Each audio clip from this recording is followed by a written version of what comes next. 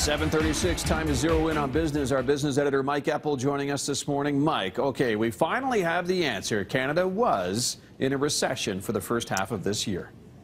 And really not a big surprise, Ted, considering the fact that we were looking at the April and May figures being dramatically to the downside. June was positive for the economy, but not enough to get the second quarter overall GDP above break even. The economy still contracting 0.5% on an annual basis, combined with an 0.8% give back in the first quarter, back-to-back quarters, and that equals the definition of a recession among economists. So a lot will be made of this, specifically in the political ranks, obviously on the campaign trail today. Economists, though, quick to point out, look, these numbers are in the rear-view mirror. It's the first half of the year. What did we see coming in through the summertime? Again, June was looking a little bit better. We saw a little bit of stability coming into spending, the real estate market, auto sales, that sort of thing.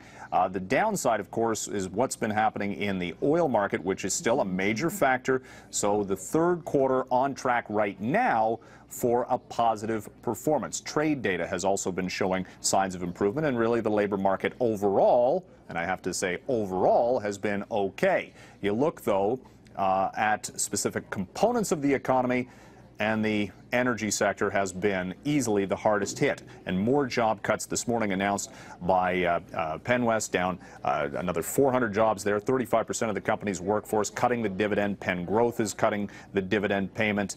Overall, that energy sector, according to the Canadian Association of Petroleum Producers, they've tabulated something like 35,000 jobs lost so far since the price for oil has dropped dramatically to half of where it was this time a year ago.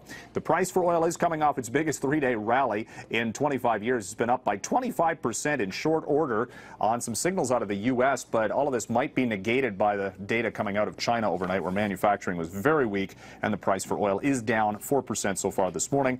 And we're looking at a fairly significant pullback for the equity markets to kick off the trading day, as the Dow and the TSX are down triple digits right off the bat. Luxury home sales. This was an interesting report quickly from Remax, Ted. Luxury home sales across the country, with the exception of Calgary, up year over year. $3 million is sort of the new starting point for luxury home sales in Vancouver and Toronto. Calgary, one of the few markets where we actually saw a decline in home sales, over $1 million, down 28% year over year. Not a surprise, again, coming back to the damage done to the energy sector. Back to you. All right, good stuff. Thank you, Mike. That's our business editor, Mike Eppel, reporting this morning. You can hear Mike on 660 News at 26 and 56 after the hour.